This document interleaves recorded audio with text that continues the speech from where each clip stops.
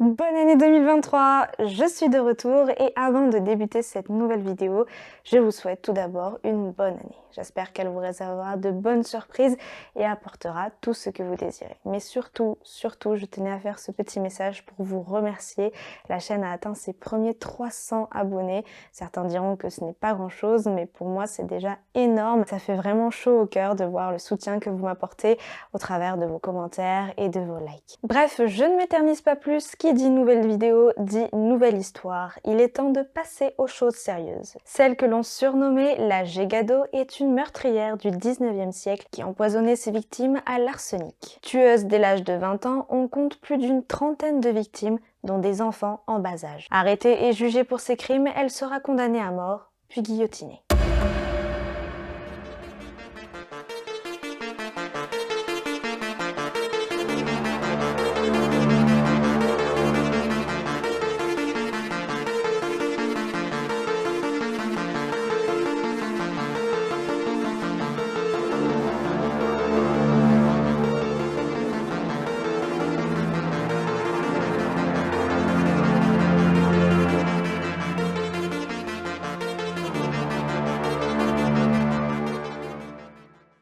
Nous sommes à Rennes, en Bretagne. Un matin de juillet 1851, dans le quartier du palais de justice, le docteur Guyot, accompagné du docteur Pinault, se rendent voir le procureur pour lui annoncer une nouvelle intrigante concernant une de leurs patientes. Une servante de 19 ans est morte dans d'étranges circonstances. Elle s'appelle Rosalie Sarrazin et elle travaillait chez monsieur Théophile Bidart de Lannoy. Les docteurs racontent alors qu'il y a quelques jours, après avoir ingurgité un repas, la jeune femme aurait eu des vomissements et serait restée alitée avant de mourir le lendemain matin dans d'atroces souffrances. Le procureur ne comprend pas trop.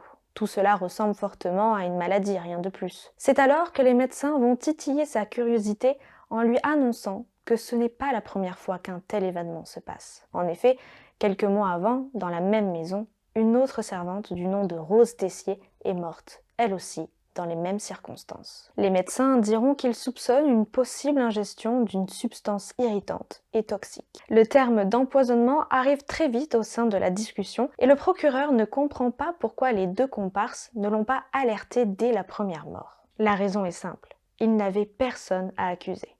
En effet, le patron des deux victimes, M. Bidart de Lannoy, était un professeur de droit à la faculté de Rennes, spécialiste de criminologie, mais aussi ancien substitut du procureur du roi. Il n'avait clairement pas l'air d'être le genre à empoisonner une servante. Ils ont également songé à la cuisinière, Madame Gégado, mais elle aussi n'a pas eu de comportement bizarre. Bien au contraire, elle a montré un dévouement sans faille en assistant les malades jusqu'à leur dernier souffle. Le procureur ainsi qu'Hippolyte Vanier, le juge d'instruction, se rendent alors chez Monsieur Bidart. Et c'est Hélène Gégado qui leur ouvre. Elle est petite, ronde, plutôt laide avec son tablier sale et elle porte une coiffe sur la tête. Immédiatement, la cuisinière est sur la défensive et hurle qu'elle est innocente. Pour les deux hommes, c'est la consternation. Ils n'ont prononcé aucun mot sur la raison de leur visite et cette bonne femme se défend alors qu'il n'y a aucune accusation. Ni une ni deux, le juge fait fouiller sa chambre. Très vite, il remarque que la Gégado possède énormément d'objets sur lesquels sont gravées des initiales qui ne sont pas les siens. En interrogeant le propriétaire, il s'avère que certaines de ces trouvailles sont en réalité des objets qui avaient disparu. Hélène nie et assure qu'il s'agit d'affaires appartenant à sa famille. Mais un quart d'heure plus tard, elle passe aux aveux. Oui, c'est elle qui a volé et certains objets appartiennent en réalité à ses anciens employés. L'autopsie du corps de la jeune Rosalie Sarrazin est réalisée la nuit suivante et le médecin légiste confirme les soupçons concernant l'empoisonnement. Il remarque une inflammation de l'estomac ainsi qu'une couleur étrange au niveau des reins. Rosalie a bien été empoisonnée, mais il ne peut pas encore dire de quoi, car cela lui prendra un peu plus de temps. Alors en attendant, le juge poursuit son enquête et interroge le voisinage au sujet d'Hélène. Elle est décrite comme une sacrée méchante et bornée. Les commerçants du quartier diront même que c'est une bigote arriérée. Alors pour ceux qui ne connaîtraient pas ce terme, c'est un mot assez péjoratif qui désigne une personne très religieuse et dont l'amour pour la religion peut être jugé excessif. Le juge entend toutes ces déclarations peu élogieuses sur la Gégado, mais il ne s'arrête pas à ça. Il est quand même intelligent, Il sait qu'Hélène est une paysanne du Morbihan qui parle très mal le français et malheureusement, elle est victime du racisme présent chez les citadins de Rennes. Alors le juge va plutôt chercher du concret en scrutant son passé de servante. Il découvre qu'Hélène est une voleuse récidiviste. Elle aurait dérobé des centaines d'objets à tous ses anciens patrons. Et en plus d'être une voleuse, c'est une ivrogne. Certains n'hésitent pas à dire qu'elle a siphonné plus de 80 litres de Bourgogne. Mais le plus inquiétant dans l'enquête du juge, c'est qu'il découvre qu'il y a eu d'autres morts autour d'elle. Avant de travailler pour M. Bidard, la Gégado était engagée à l'auberge du bout du monde. À cette époque, Madame Roussel, la patronne âgée de 70 ans, désirait déjà se séparer d'Hélène car de nombreux clients s'étaient plaints qu'elle était sale, qu'elle puait le tabac et l'alcool. Après lui avoir dit qu'elle ne souhaitait plus travailler avec elle, la patronne tombe malade comme par hasard juste après avoir mangé la soupe qu'Hélène lui avait préparée. Vomissements, mains et pieds paralysés, fièvre. Madame Roussel est clouée au lit à tel point qu'elle a dû engager une certaine Perrotte Massé pour la remplacer dans les tâches du quotidien. Malheureusement, la servante ne va pas s'entendre avec Hélène, qui travaille toujours dans l'auberge. En l'espace de quelques semaines, elle aussi a été prise de vomissements, mais contrairement à Madame Roussel, elle perdra la vie. Aucun soupçon ne se portera sur Hélène, qui sera finalement renvoyée pour avoir volé du vin. Elle est ensuite recommandée à M. Bidard sur les conseils de sa femme de chambre, Rose Tessier, qui travaillait pour lui depuis 14 ans. Mais entre les deux femmes, l'entente n'est pas au beau fixe et Rose est soudainement prise de coliques et de vomissements. D'après un témoignage, Hélène aurait dit « Elle ne s'en relèvera pas. J'ai déjà vu mourir une bonne à l'auberge du bout du monde, victime de ce même mal-être. » Rose meurt quelques jours plus tard et M. Bidard engage alors Françoise Huriot, qui à son tour tombe très vite malade. Étant très faible, la pauvre Françoise demande à rendre son tablier et heureusement pour elle, sa démission la sauvera. C'est de cette manière que Rosalie entre chez M. Bidard. Elle est jeune, jolie et contrairement à Hélène, elle sait lire et écrire. C'est donc tout naturellement que lui soient confiées des tâches importantes telles que la comptabilité. Hélène, qui ne supporte pas de recevoir des ordres d'une femme plus jeune qu'elle, devient complètement folle de colère et de jalousie au point de tuer Rosalie. Hélène Gégado sèmerait donc la mort et la maladie partout où elle passe. Pour en avoir le cœur net, le juge décide de faire exhumer les corps de Rose Tessier et Perrotte Massé afin de procéder à une autopsie. Les résultats sont sans appel. Elles ont été empoisonnées. L'étau se referme donc sur Hélène, mais le plus inquiétant est de savoir s'il n'y en aurait pas eu d'autres. Et la réponse vient au juge dans une lettre qu'il reçoit fin juillet. Elle est écrite par le procureur de la République de Pontivy dans le Morbihan. L'homme lui fait part d'affaires de son arrondissement, dans lesquelles s'est retrouvée mêlée une domestique portant aussi le prénom d'Hélène. Il ne connaît pas le nom de famille de la dame, mais il peut dire qu'elle est née à Plouhinec. Le juge fait une rapide vérification et il s'avère qu'Hélène Gégado est née le 7 juin 1803 à Plouhinec. La cuisinière serait donc impliquée dans une dizaine de cas dans le sud de la Bretagne. Malheureusement, ces affaires sont toutes proscrites puisqu'elles sont trop anciennes du fait de la prescription légale de 10 ans en vigueur à cette époque. Hélène ne pourra donc pas être poursuivie pour ses crimes, mais ils vont permettre au juge de retracer sa vie de meurtrière.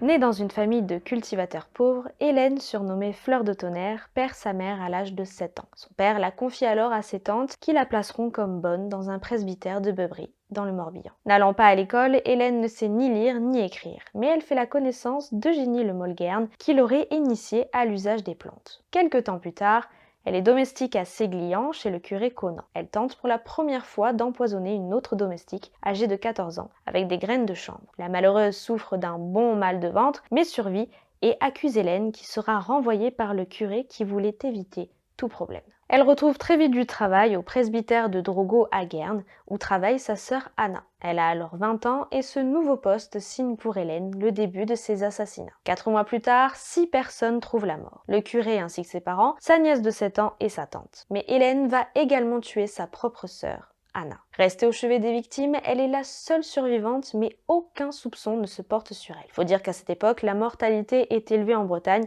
à cause de l'épidémie de choléra qui touche la France depuis plusieurs mois. Hélène est alors considérée comme une miraculée, notamment grâce à sa foi, car c'est une bonne religieuse qui ne manque jamais la messe du matin au soir. Elle retourne donc au presbytère de Beuvry chez le père Liorot. et lui aussi trouvera la mort aux côtés de sa nièce quelques jours plus tard. Hélène ne manquera pas non plus de tuer sa propre tante, Marie-Jeanne, qui l'avait élevée. Elle reprend très vite la route et s'arrête à Locminé, chez la famille Le Boucher, où elle tuera la mère et sa fille. La liste des victimes s'allonge jusqu'à ce qu'Hélène intègre le couvent du Père Éternel, dans lequel elle ne restera pas très longtemps car elle n'est pas en droit de cuisiner. Elle décide alors de ne plus exercer chez les curés et d'intégrer le milieu des maisons bourgeoises. C'est ainsi qu'elle se retrouve le 3 décembre 1835 chez Madame Le Corvec, qui décédera 2 jours plus tard. Les tueries ayant repris, Hélène enchaîne les maisons pendant des années. Elle réussit par moments à tuer ses patrons et leurs proches, mais quelquefois elle échoue. En 1839, elle tombe amoureuse d'un certain Mathieu Véron. C'est un homme marié et malheureusement pour sa femme, elle sera l'une des victimes de la Gégado. La série de meurtres s'arrête en 1841 lorsqu'Hélène est employée dans le commerce de Marguerite Moguero à Vannes. À défaut de tuer sa patronne, Hélène ruinera cette dernière. Une fois renvoyée, elle erre à Rennes enchaînant les différents patrons qui la chasseront pour vol, mais pas que. Il faut dire que des rumeurs commençaient à circuler à son sujet et beaucoup se méfiaient de cette femme dont la mort semblait la suivre partout où elle passait. Hélène est alors engagée dans une maison close comme prostituée et cuisinière où elle empoisonnera 5 marins. En 1849, elle est engagée chez les époux Rabot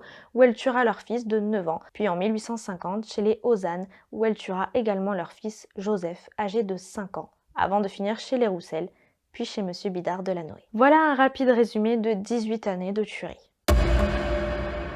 Au total, le juge compte entre 30 et 60 victimes en se référant au nombre d'objets volés qu'elle conservait. Des familles entières décimées, d'autres qui ont survécu mais qui présentent encore des séquelles. Rapidement, les résultats d'analyse réalisés par le célèbre professeur de chimie, M. Fausta Malaguti, apportent des réponses sur l'arme du crime. Hélène utilisait donc de l'arsenic sous forme de mort au rat qu'elle devait sans doute voler chez les curés où elle travaillait. À l'approche du procès, le dossier n'est pas très lourd.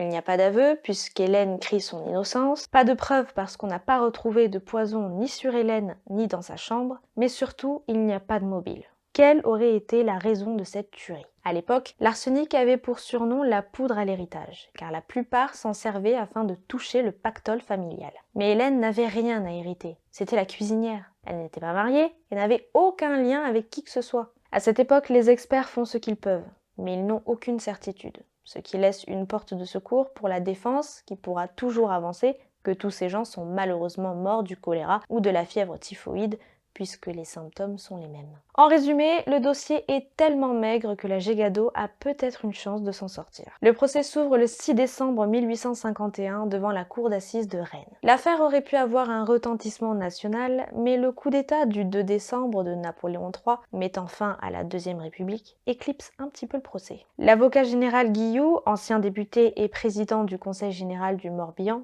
porte l'accusation. Pendant 3 jours, les témoins défilent à la barre. Les anciennes victimes survivantes ne manquent pas de dire qu'Hélène leur préparait des soupes qui les rendaient malades. D'autres font le portrait d'une femme alcoolique, voleuse, caractérielle et surtout jalouse. Hélène est défendue par un jeune avocat, maître Magloire d'Orange, âgé seulement de 24 ans, sans grande expérience. La défense commence plutôt mal.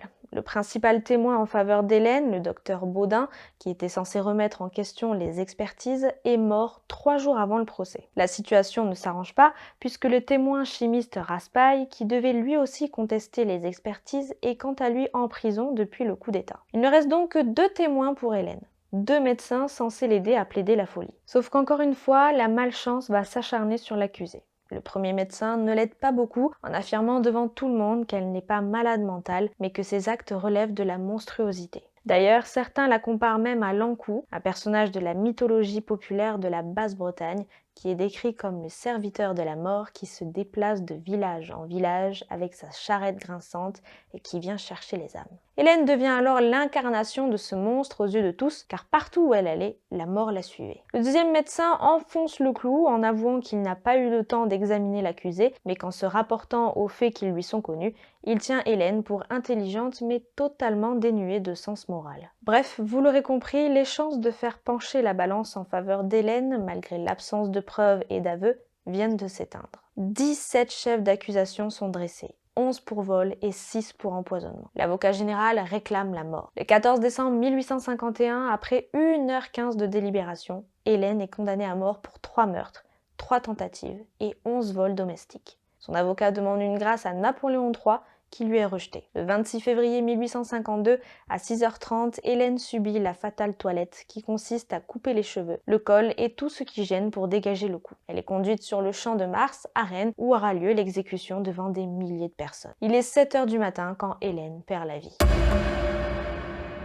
L'histoire d'Hélène Gégado ne s'arrête pas là puisqu'à l'époque, les corps des criminels étaient souvent donnés à la science. Celui d'Hélène est livré à la faculté de médecine de Rennes. Un moulage de sa tête est réalisé afin de trouver la bosse du crime, car à cette époque, on pensait pouvoir déduire le caractère des gens depuis la forme de leur crâne. On peut d'ailleurs retrouver ce moulage au musée de Bretagne. Le reste de son corps sera le théâtre de nombreuses expériences, comme l'envoi de décharges électriques dans son cœur qui battra pendant 2 longues heures. Plus tard, l'abbé Tiercelin partagera les confidences qu'Hélène souhaitait qu'il révèle après sa mort. Elle aurait dit « La justice n'a pas connu tous mes crimes, j'ai porté le deuil et la désolation dans de nombreuses familles. Des enfants jeunes, des mères qui ont perdu leur fille, mes crimes sont grands et nombreux.